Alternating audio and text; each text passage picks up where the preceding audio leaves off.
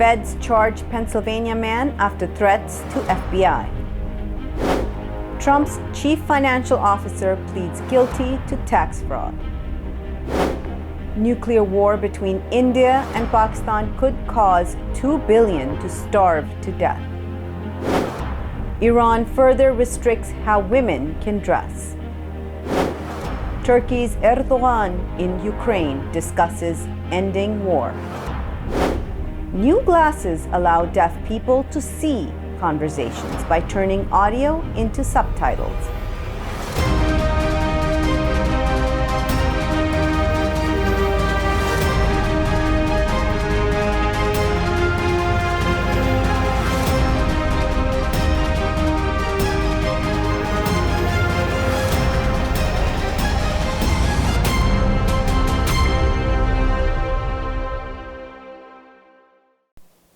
From Washington, D.C., this is the Muslim News on Muslim Network TV. Assalamu alaikum, I'm Hena Zuberi. Our top story tonight. On Monday, U.S. federal authorities filed a complaint against Adam Bias of Pennsylvania for making threats against federal law enforcement officers. The complaint alleges Bias made numerous online threats using the social media platform Gab. Most of the threats came just after the FBI searched President Donald Trump's residence on August the 8th. Bias posted statements like, "My only goal is to kill more of them before I drop," and "If you work for the FBI, then you deserve to die." In other posts, Bias compared FBI officers to Nazi SS and KGB officers. Agents believed there was sufficient probable cause to charge Bias for threats to assault or murder a federal law enforcement officer. Exposure to fracking and its effects is a major public health concern, according to a recent study. New research published Wednesday found children living in proximity to fracking and other unconventional drilling operations at birth face significantly higher chances of childhood leukemia. The peer-reviewed study was published in Environmental Health Perspectives. It examined the relationship between residential proximity to unconventional oil and gas development and the risk of acute lymphoblastic leukemia. Researchers compared 405 children ages 2 to 7 diagnosed with the disease in Pennsylvania between the years 2009 and 2017. To a control group of over 2,000 children without leukemia. Nicole Dizel is an associate professor of epidemiology at the Yale School of Public Health and the co-author of the study. She said unconventional oil and gas development can use and release chemicals linked to cancer. The ACLU of Georgia and the Inner City Muslim Action Network recently co-hosted a rap on trial panel discussion about using rap lyrics in a criminal trial. The recent case against Atlanta rapper Young Thug and other members of the record label YSL has revived the topic of free speech and racial justice. The panel brought together legal experts, elected officials, and rappers in a discussion about the issue. It featured Andrea Dennis, Associate Dean for Faculty Development at the University of Georgia School of Law and co-author of Rap on Trial. Dennis has been at the forefront of this issue for decades. She and co-author Eric Nielsen questioned whether country singer Johnny Cash should have been charged based on the lyric, "I shot a man in Reno just to watch him die." That's a line from Cash's song, Folsom Prison. While Cash wasn't charged with anything, some rappers find themselves the subject of prosecution largely because of their lyrics. Alan Weisselberg pleaded guilty to conspiring with Mr. Trump's company to carry out a long-running tax scheme Thursday. He has been a longtime chief financial officer of the Trump Organization. Weisselberg admitted participating in a years-long scheme to avoid taxes for the Trump company. He pleaded guilty to all 15 counts in his indictment. Weisselberg worked for the Trump family real estate business for 4 decades beginning under the former president's father. He, however, refused to implicate Mr. Trump. Former New York City Mayor Rudy Giuliani is the target of a criminal probe into efforts to overturn the 2020 election. Giuliani appeared for 6 hours before a grand jury investigating efforts to overturn the 2020 election. He's now the highest profile member of former President Donald Trump's inner circle to appear before grand jurors. It's not clear what Giuliani said in his closed-door appearance. Fulton County District Attorney Fani Willis, a Democrat, saw new challenges to her inquiry. Georgia Republican Governor Brian Kemp filed a 121-page motion late Wednesday, alleging the sweeping probe was being pursued for improper political purposes. He asked the court to kill a subpoena requiring Giuliani's testimony later this month. A company has created augmented reality spectacles that place subtitles on real-world conversations. The seemingly ordinary pair of glasses uses Amazon Alexa software to turn incoming audio into closed captioning. The software was developed by Dan Scarf, who was sad to see his 97-year-old grandfather unable to join in family conversations because of his hearing loss. It took Scarf 6 months to launch the XR glasses. The software can't cope with people speaking over each other, Scarf said. He expects the product will improve with feedback from users and will reach general availability by September. U.S. Senator Cory Booker, a New Jersey Democrat, joined Paterson Mayor Andrei Sayegh, Councilman Ala Abdelaziz, and other elected officials Monday to visit Muslim-owned small businesses. It included a community pharmacy that offered testing and vaccines to the public during the height of the COVID-19 pandemic. Last month, Booker introduced a resolution celebrating the achievements of Muslims living in the United States and designating July as Muslim American Heritage Month. Muslim-owned small businesses in Paterson offer powerful examples of these contributions, Booker said. The owners, employees, and community leaders strengthen the local economy, perform essential work, and add to the richness and vibrancy of our state, he added. Bringing more news stories after the break. Stay tuned, and we'll be right back after these messages.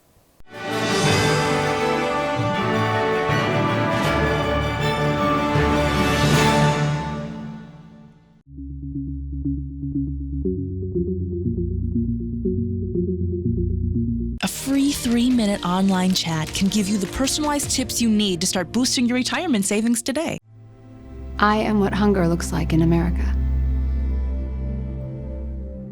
If I could be you, and you could be me for just 1 hour. If we could find a way to get inside each other's minds. Walk a mile in my shoes. Walk a mile in my shoes. Well, before you abuse, criticize, and accuse. Walk a mile in my shoes. There are 16 million children struggling with hunger in America. That's 1 in 5 daughters, sons, neighbors, and classmates who don't know where their next meal is coming from. Yet billions of pounds of good food go to waste every year. It's time we do something about it. Feeding America is a nationwide network of food banks that helps provide meals to millions of kids and families in need. Visit feedingamerica.org to help them feed even more. Together, we can solve hunger. Together, we're feeding America. Despite the development of a COVID-19 vaccine, millions around the world will not have access. We need a vaccine that's free and available to everyone, everywhere. It's time for a people's vaccine. Assalamu alaikum! Open up your eyes. Assalamu alaikum everyone, it's your brother Zain Beaker from South Africa. One of the first educational programs ever produced for Muslim children was the ever-popular Adam's World series. The colorful and comical Muslim puppets stole the heart of a generation. Sound Vision will be releasing brand new episodes of Adam's World with the launch of a Adam's World app.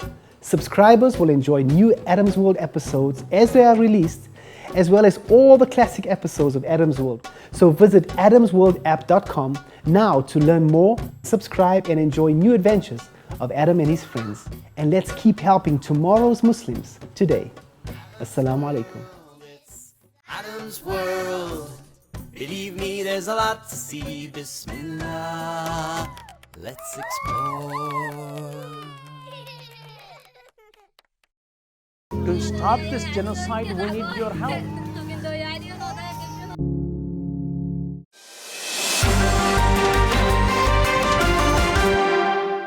Welcome back. In international news today, nuclear war between US and Russia, who roughly own 90% of the global supply of atomic warheads, would have the most devastating consequences on world hunger. But an India-Pakistan war also would reverberate globally, resulting in possibly 2 billion deaths from starvation. A study published Monday in the journal Nature Food projects a full-scale nuclear conflict between the US and Russia would spark a catastrophic global famine. It could result in as many as 5 billion people dying of starvation. The study, led by climate scientists at Rutgers University, examined 6 nuclear war scenarios. On Monday, Canada came under criticism for its slow pace in allowing Afghan refugees into the country. This week marks 1 year since the Taliban took control of the beleaguered nation. The Canadian government has brought over 17,000 Afghans who helped the Canadian military in its fight against the Taliban. It originally promised it would accept 40,000 Afghan refugees. The Canadian government said it has added more staff to process applications. It also said the country has one of the largest Afghan refugee programs in the world. Deputy Prime Minister Chrystia Freeland said Thursday there's a lot more work to do. She said there is still time to move people out of Afghanistan. Iranian President Ibrahim Raisi has issued an order enforcing the country's hijab and chastity law. It has resulted in a new list of restrictions on how women can dress. Mohammad Salah Hashemi Golpayagani said at the National Conference of Hijab and Chastity on August 14th, under the new order, violators will be fined. Female government employees will be fired if their social media profile pictures do not conform to Islamic laws, the IRIB news agency reported. Golpayagani is the secretary of Iran's headquarters for enjoining right and forbidding evil, which is responsible for determining and enforcing behavioral models. Based on the new law, women who publish their pictures without hijab on the internet will be deprived of some social rights for 6 months to 1 year. The United States is studying the case of the Saudi student sentenced to 34 years in prison for her Twitter activity, a State Department spokesperson said Wednesday. Spokesman Ned Price said exercising freedom of expression to advocate for the rights of women should not be criminalized. A doctoral student at the United Kingdom's Leeds University, Salma Al-Shahab, was arrested last year during a visit to Saudi Arabia. She reportedly posted criticism of the Saudi government on Twitter. Al-Shahab may have been flagged to Saudi authorities through a crime reporting app for following and retweeting activists and dissidents, The Guardian reported. On Tuesday, families of September 11, 2001 victims called on the Biden administration to release billions of dollars held by Afghanistan's central bank in the United States. In a letter to U.S. President Joe Biden, 77 family members of September 11 victims asked the president to modify an executive order from February that froze the Afghan central bank's $7 billion worth of assets in the Federal Reserve Bank of New York. Any use of the $7 billion to pay off 9/11 family member judgments is legally suspect and morally wrong, the family members wrote. The Wall Street Journal reports that the U.S. had ruled out releasing the funds after the U.S. killing of an al-Qaeda leader, Ayman al-Zawahiri, in Kabul earlier this month. The U.S. and Taliban government have been engaged in talks about releasing the funds. However, the discovery of al-Zawahiri was living in Kabul derailed talks. On Thursday, Turkish President Recep Tayyip Erdogan visited Ukraine for the first time since the Russian invasion. He said Ankara is approaching the conflict with a balanced policy and is ready to host ceasefire talks. Sources told Middle East Eye it was no coincidence Erdogan decided to travel to Ukraine after meeting Vladimir Putin in Sochi on August the 5th. Erdogan and Putin had a 4-hour-long conversation during which they agreed Turkey would make partial payments for Russian gas in local currencies. Turkey managed to bring the warring parties to the table twice before in Istanbul and Antalya to discuss a ceasefire. Erdogan was also involved in brokering grain export deals. Coming up next after the break is our in-depth analysis segment on the Albuquerque murders. So stay tuned and we'll be right back after these messages.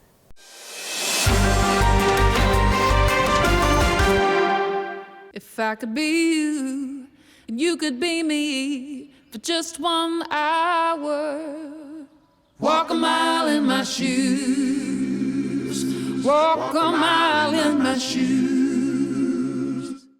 I am what hunger looks like in America. I am an 8-year-old girl who's not excited for the last day of school. Because this may be the last time I'll have lunch. Till September. I am a single father of 2 who works 3 part-time jobs, and that's still not enough to put food on the table. I was created by artificial intelligence from faces of the 1 in 8 Americans who struggle with hunger. Feeding America, 200 food banks strong. Despite the development of a COVID-19 vaccine, millions around the world will not have access. We need a vaccine that's free and available to everyone, everywhere.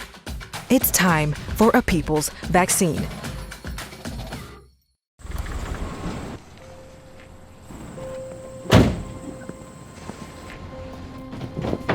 Dad! They took over my bedroom! Come on, come on! Okay, Dad. 1, 2, 3. Dad!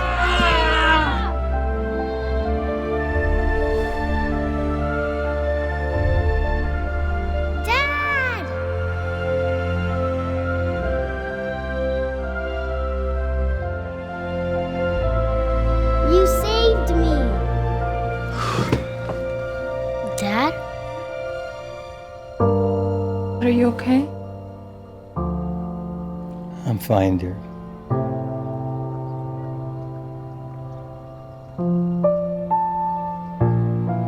Your hero needs you now, and AARP is here to help.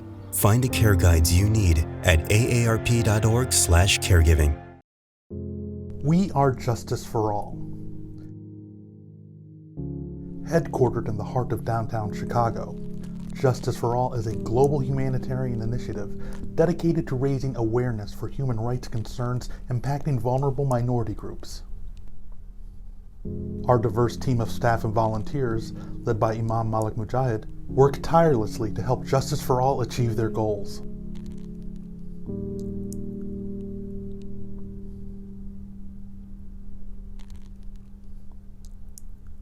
We promote policies that protect religious freedom, address the root causes of mass displacement, and recognize the plight of refugees and forced migrants. Together, we can continue to stand up for justice. Justice for all.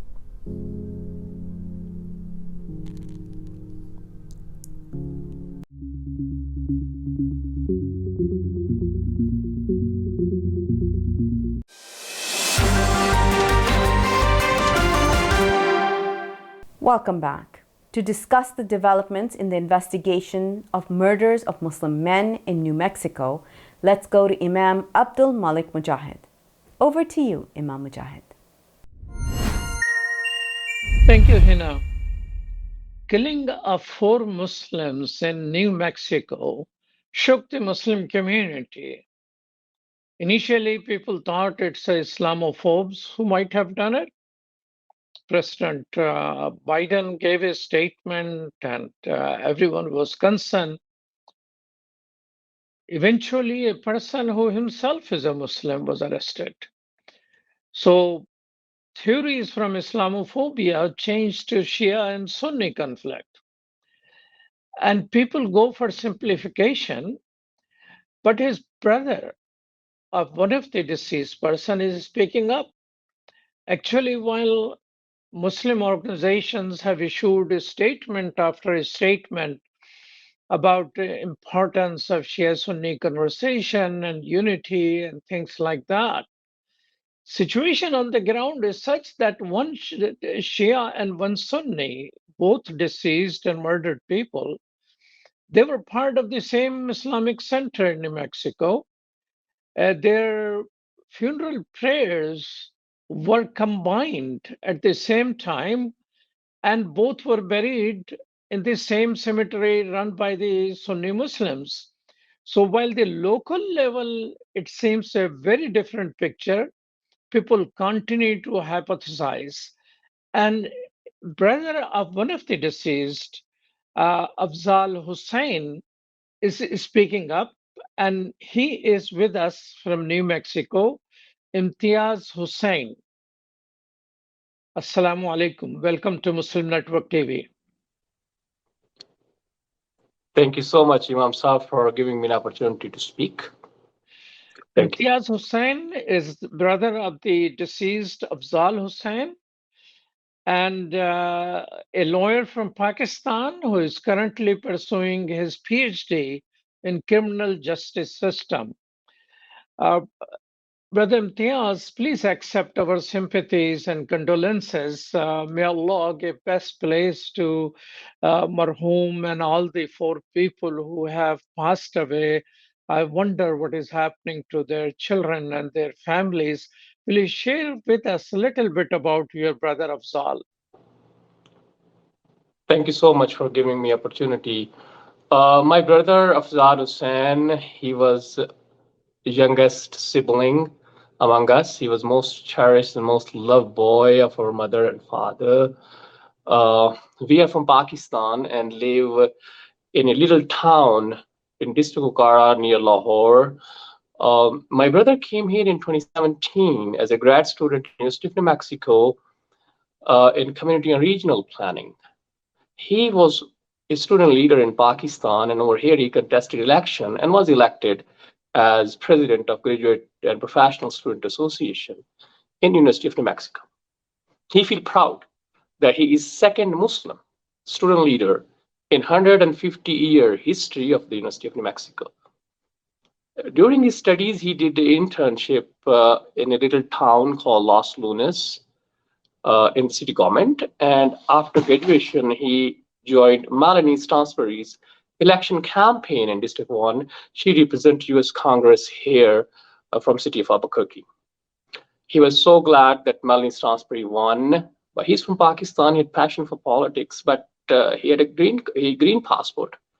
So he said that he need to get U.S. citizenship to fulfill his mission to enter into politics here. He said there's a lot of scope here, and he knows the grassroots level problems, and he said he can raise voice, and he has a plan, because he not only came from another culture, he studied community and regional planning here. He was offered a job in city of Espanola, and he started working there as a director planning in city of Espanola. So he used to drive from Albuquerque to city of Espanola every day. He was a good person, was a strong man. One night he just came outside and got outside of his apartment for taking a call, and he got shot.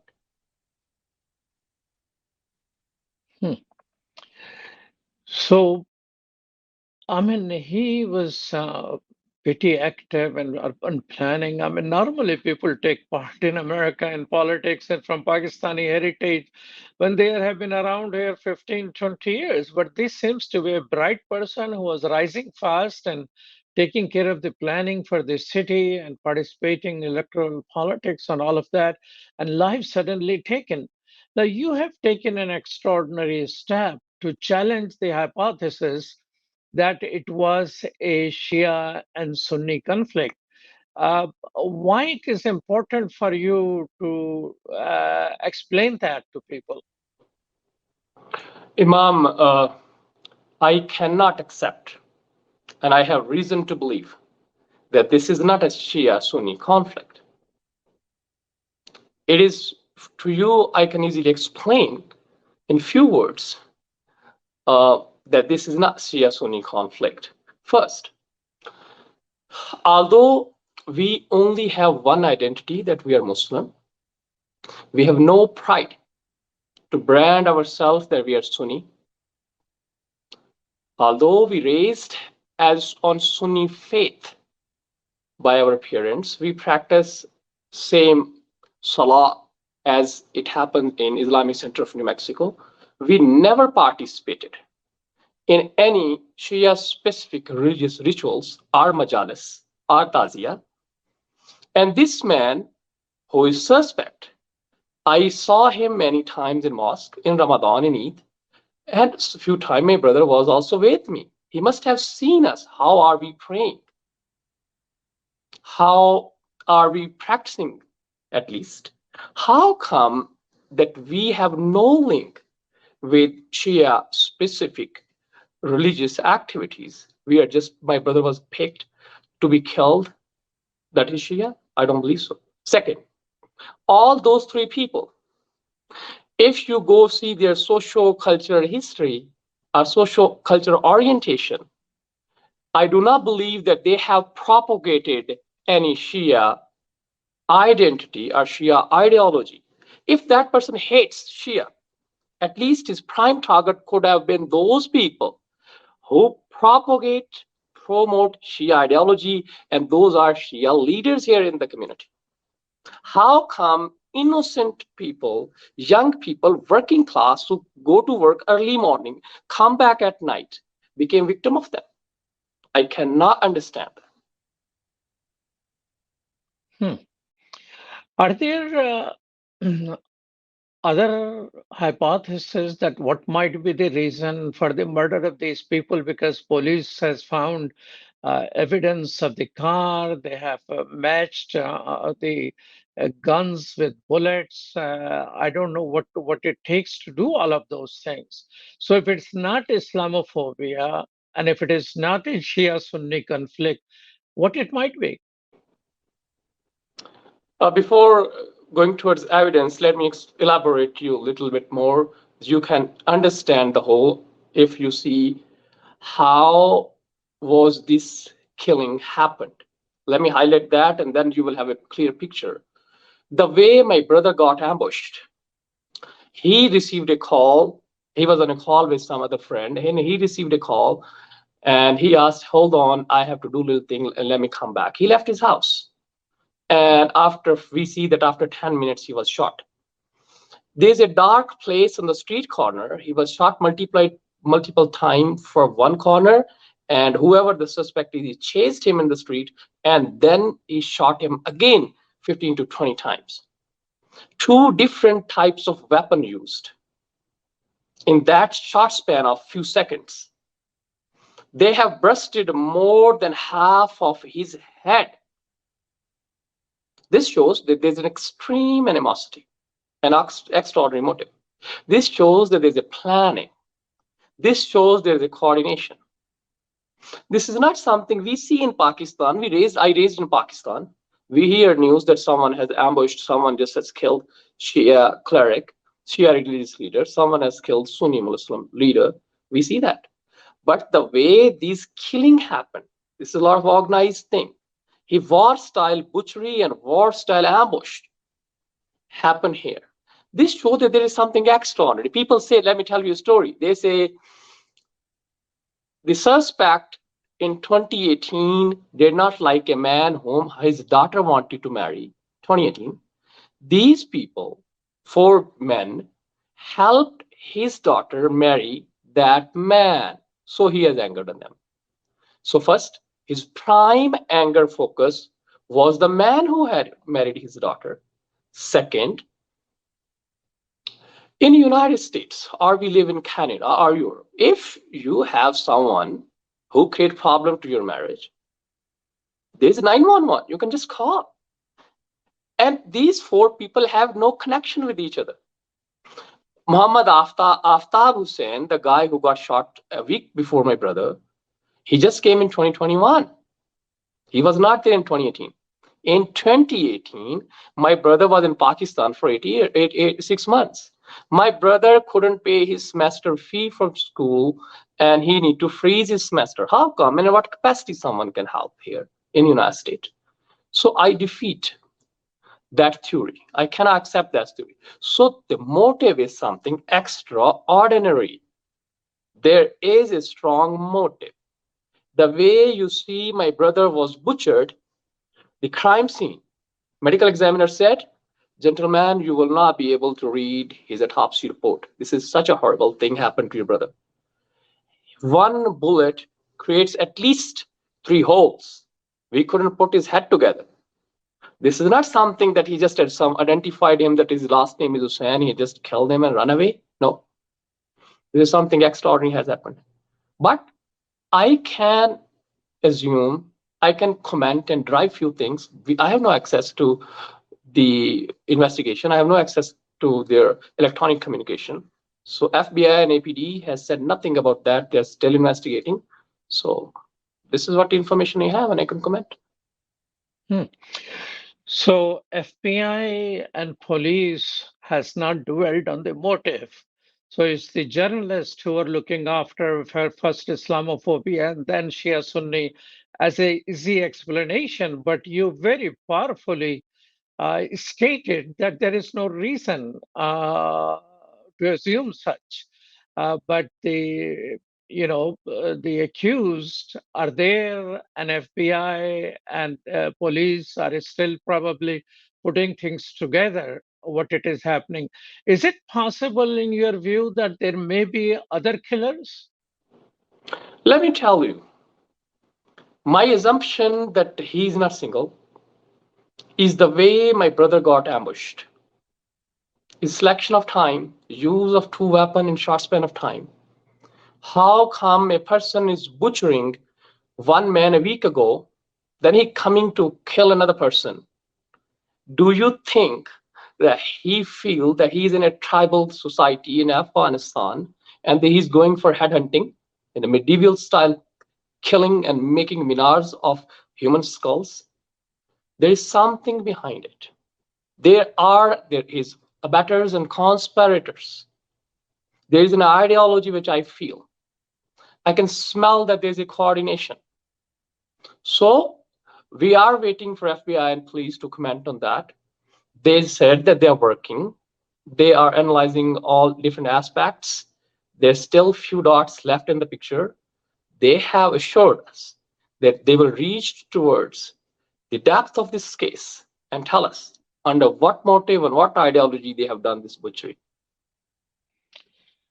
Oh, thank you so much, my brother. I know it is so difficult to lose a brother and such a bright person and 3 other members of the Muslim community. And at the top of it, talk about it. I understand that.